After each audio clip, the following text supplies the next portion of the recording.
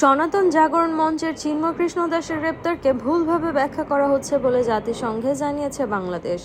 জাতিসংঘও জেনে পায় অন্যান্য আন্তর্জাতিক সংস্থায় বাংলাদেশের স্থায়ী প্রতিনিধি রাষ্ট্রদূত তারেক মোহাম্মদ আরিফুল ইসলাম এক বিবৃতিতে এই কথা জানান। শুক্রবার রাতে প্রাপ্ত এক বার্তায় বলা হয়, বৃহস্পতিবার জেনেভায় জাতিসংঘের সংখ্যালঘু ফোরামের 17তম অধিবেশনে বাংলাদেশের রাষ্ট্রদূত এই বিবৃতি প্রদান করেন। বিবৃতিতে ইসলাম বলেন,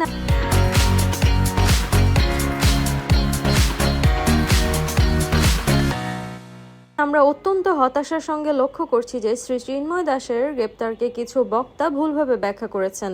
তাকে আসলে নির্দিষ্ট অভিযোগে গ্রেপ্তার করা হয়েছে। বিষয়টি আদালত মাধ্যমে মীমাংসা করা হচ্ছে। তিনি বলেন, দুর্ভাগ্যবশত বাংলাদেশের জনগণ যখন ধর্মীয় সম্প্রীতির গৌরবময় দৃষ্টান্ত স্থাপন করছে, তখন আমরা অতিরঞ্জিত, ভিত্তিহীন ও বানোয়াট প্রতিবেদন এবং সংখ্যালঘু নিপীড়নের বিষয়ে স্বার্থান্বেষী মহলের ইচ্ছাকৃত ভুল তথ্য ও বিভ্রান্তির ছড়াছড়ি লক্ষ্য করছি।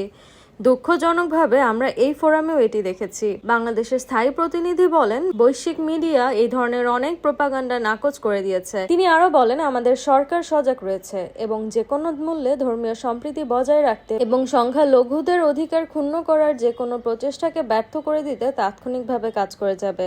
তিনি বলেন, অধ্যাপক ডক্টর মোহাম্মদ ইউনূসের নেতৃত্বাধীন বাংলাদেশের অন্তর্বর্তীকালীন সরকার দেশের সকল ধর্মের মানুষের কাছ থেকে অভূতপূর্ব এবং নজিরবিহীন ম্যান্ডেট উপভোগ করছে।